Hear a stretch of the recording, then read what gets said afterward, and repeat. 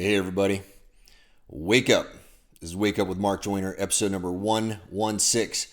And today I'm going to tell you about one of Trump's favorite ploys and why you keep falling for it.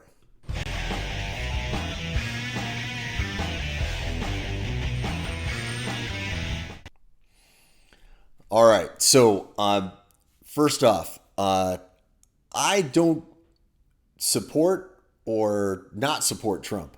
I don't really care about politicians, to be honest with you. I think most of them are missing the most fundamentally important discussion we could possibly be having on the planet right now. And that is what I believe to be the conflict of the future. And that is the battle not between nations or ideologies or religions or races or anything like that. It's going to be between fast moving technology and slow moving governments. And if you haven't read the comic book I wrote about that, you can go to simpleology.com/TT to read a book called The Transition Tribulation. It's there for you for free. It describes what I believe is an inevitable outcome of what is happening technologically right now, which is the real conversation, guys. But this political stuff is fascinating from the perspective of human psychology and from understanding game theory and tactics and strategy and things like that. I don't know what Trump's intentions are. A lot of y'all think he's our savior or he's the devil or whatever it is, and you have way too much certainty about that as far as I'm concerned. I don't think he's anywhere near as bad as a lot of folks say, and you'll understand why. Perhaps I say that here in a moment. And I can't be so certain that the guy is not just as owned as the rest of the politicians out there. There are so many politicians who put on a good game, who put on a good talk, but they are owned by external interests. This is just the fact. If you trust any of these guys a little too much, you're probably not looking closely enough. For example, a lot of the Democratic politicians who are professing to be on your side are multimillionaires who are making deals behind the scenes. Hillary even said, privately to a group of banksters, that she has there's a public stance that you have and then a private stance, and that these two things are not the same. What more do you need to hear than that to realize that you can't trust the rhetoric that are coming out of any of their mouths? Now, in one respect, I think that perhaps, Trump claims to be cleaning up the swamp, right? The jury is out for me as to whether or not he's really doing that or whether or not this is some elaborate ploy. I don't know. I don't know if any of us can know. I hope. I don't care who does it. I hope somebody, cleans up the mess that we have in Washington. That's a whole other conversation about what that mess is.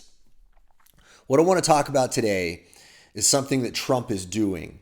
And for those of you guys who are Democrats, or you're on the left or whatever you want to call yourself, if you are in the anti-Trump camp or you very strongly dislike Trump, and you keep complaining about his racist remarks, his misogynist remarks, I'm going to get you to second think that a little bit today, because I'm going to show you something that he's doing. He is using you for his own ends.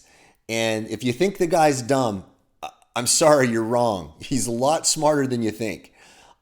He is smart on multiple levels, and it's demonstrable.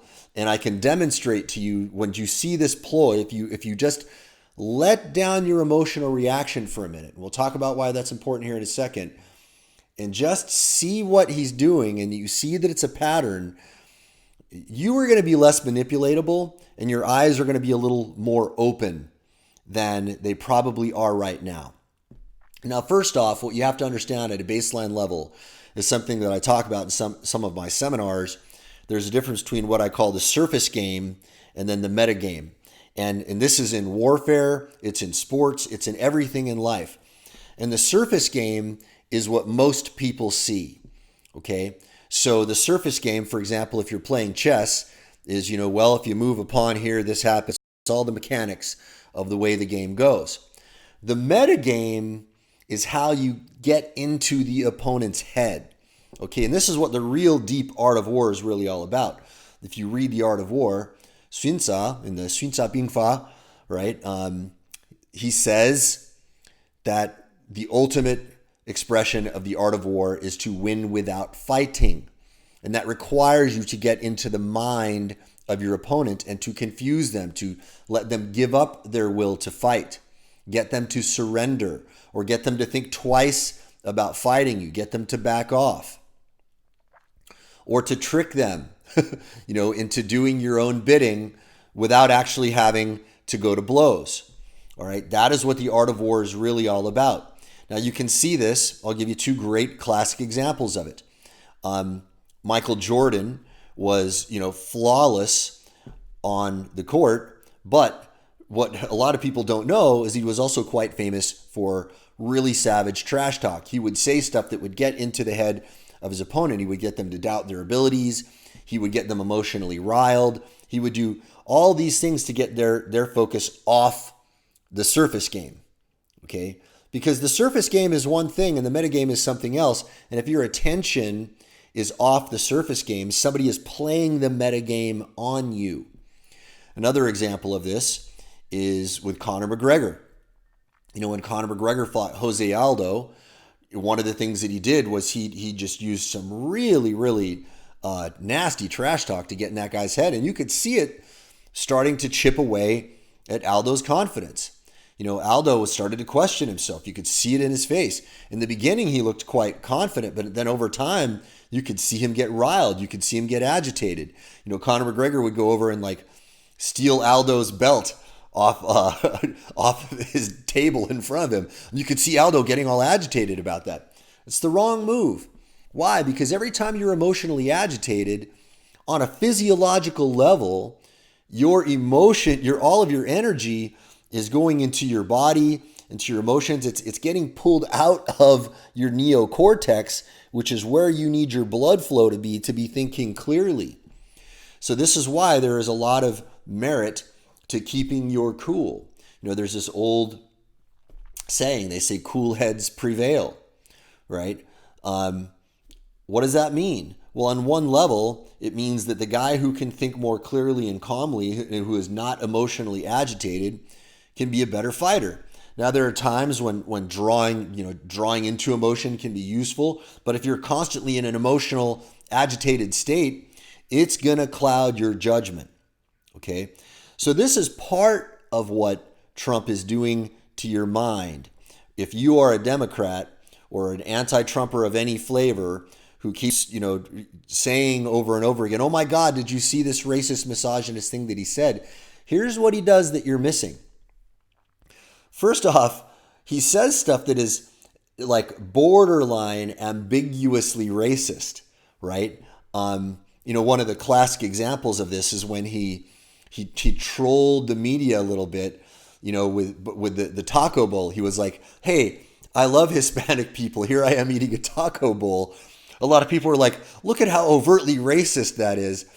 But he was kind of giving a wink to everybody, saying this isn't actually racist, but watch everybody freak out and call it racist.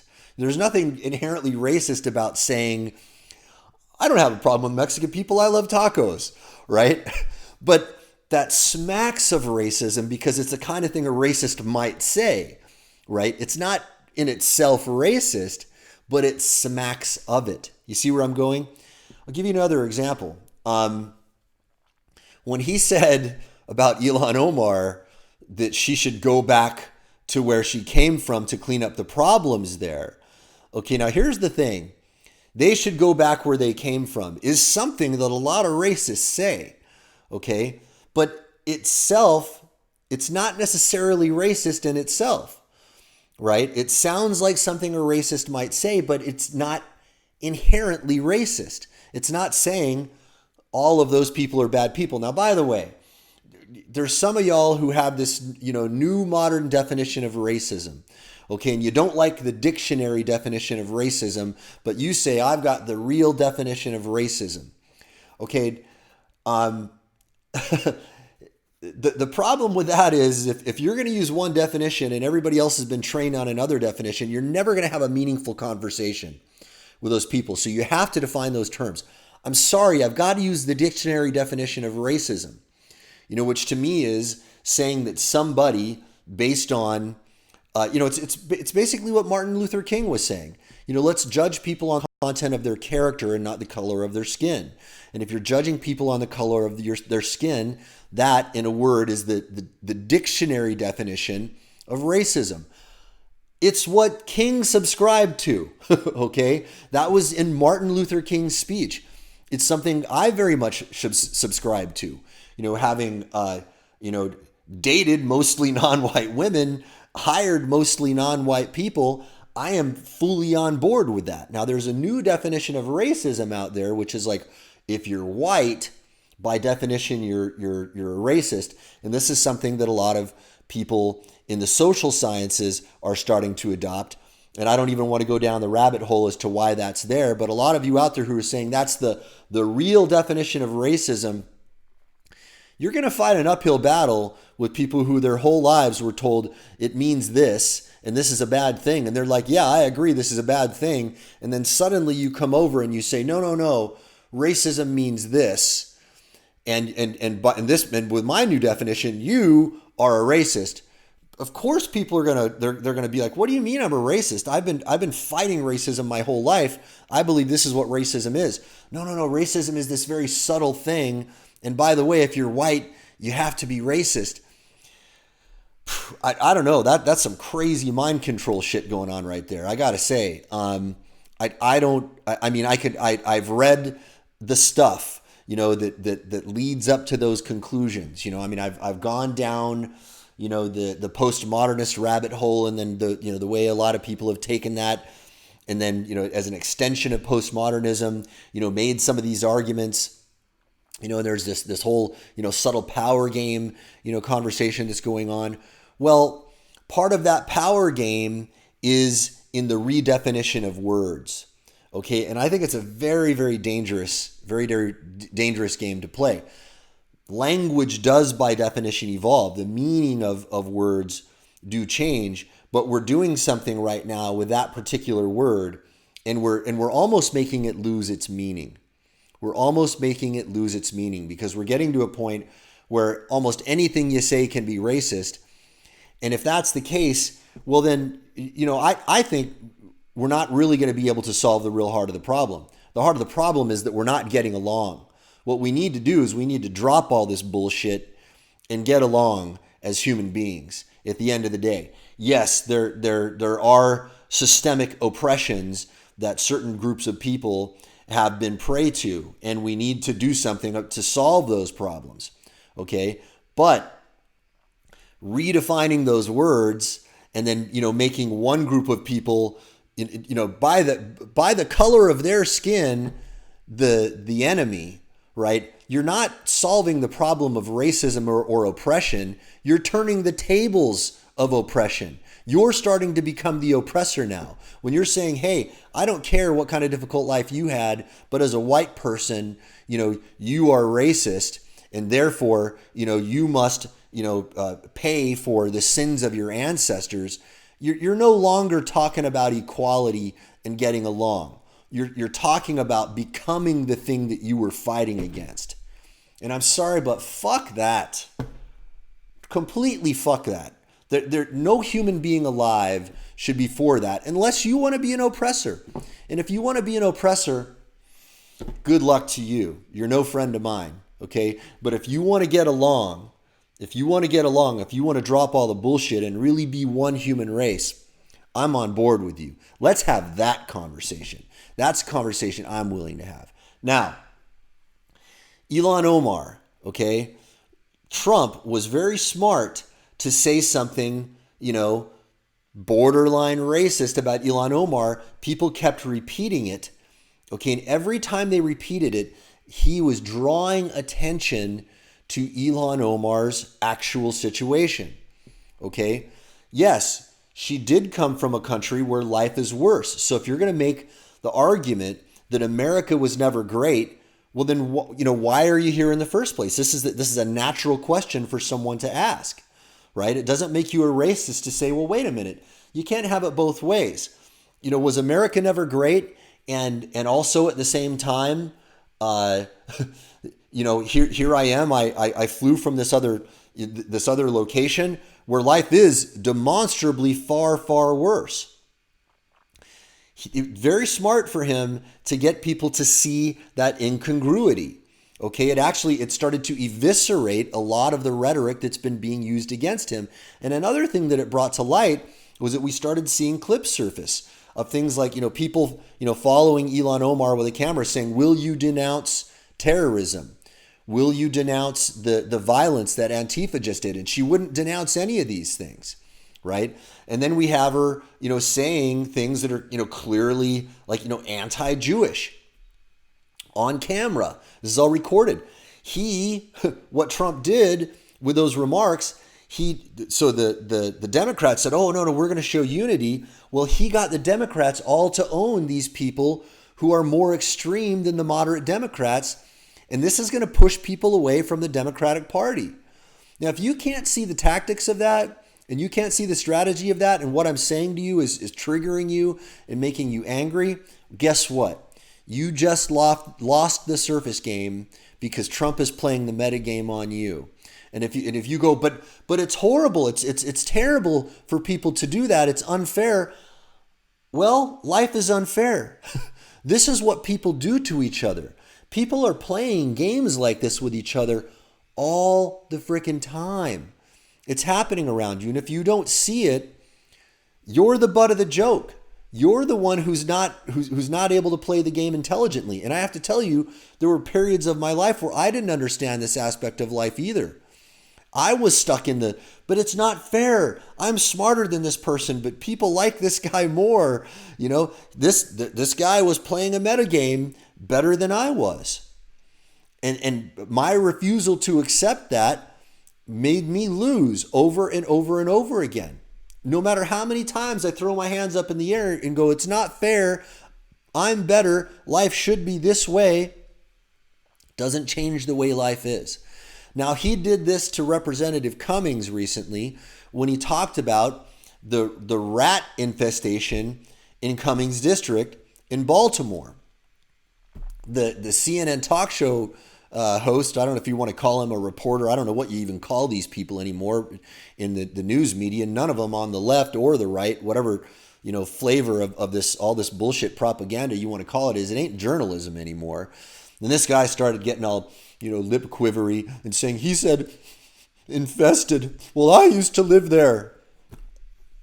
And if you lived in a place where there's a rat infestation and there's a garbage problem, we should all together as human beings be saying, yeah, let's solve the fucking problem. It doesn't make somebody a racist to go, hey man, living conditions for those folks over there is pretty shitty. Yeah, let's talk about how shitty it is and let's do something about it. If you're a racist for saying, hey man, living conditions in that guy's district are bad, man, what are we ever going to be able to do to solve the problem? What are we ever going to be able to do? Well, Trump, in the way he did that, the way he phrased that, he got people to freak out exactly the way he knew they were going to freak out because they were not paying attention to the metagame, and he simultaneously got people to draw attention to a real legitimate problem. And guess what it did? It delegitimized Cummings. Now people that they may or may not remember, yet another of Trump's, borderline tweets, or if you want to call it racist, misogynist, whatever, you call it whatever you want. whatever the label you want to slap onto it, people are not going to remember that, but they are going to remember the incongruity. They are going to remember, well, hey, wait a minute. Cummings, who is a millionaire, okay, is in charge of a district where the conditions for the people living there is really terrible. It's really, really terrible. All right? He's getting people to draw attention to the flaw of his opponent. And it's a legitimate flaw. It's a legitimate thing that needs to be solved. How come the policies that are supposed to be helping the people in the inner cities are doing anything but that? People are starting to ask those questions, and they're legitimate questions to ask. Some of the policies that have been passed that profess to be helping people in shitty situations are actually causing conditions to be worse. Actually causing conditions to be worse. And we can see that conditions did not get better. That's it, guys. I at this point, if this offends anybody, what I'm saying, I don't know what else to tell you. Because if you choose to be offended by it, that is your choice. You don't have to be triggered by things. You don't have to choose to have an emotional reaction to things. And if you want to live in a world where I have the right not to be offended, therefore I must control everybody's speech, here's the hell that you're creating. Everybody is offended by different things. If we create a world that is not going to offend anybody, we have to stop all speech. Is that really what you want? The only way to deal with this is to deal with it in your own mind. If somebody is playing you emotionally, if somebody can use a word and get you to react in an emotional way, you are their bitch. Stop being their bitch. Get control of your own emotions. Start seeing things clearly. Start thinking clearly. Stop reacting completely from emotion and start playing the surface game, and also play the meta game, because the meta game is not going to stop being played. Okay? And it begins with you getting your own emotions in check. If you stop reacting emotionally to what people are saying, if you just brush it off and you're like, oh, what, that guy said that? Okay, whatever. Here's what I'm focused on. You're going to start winning much, much more, not just in politics, but in life in general, in every single game you play. All right, you guys, that's it. You have a beautiful day, and I'll talk to y'all tomorrow.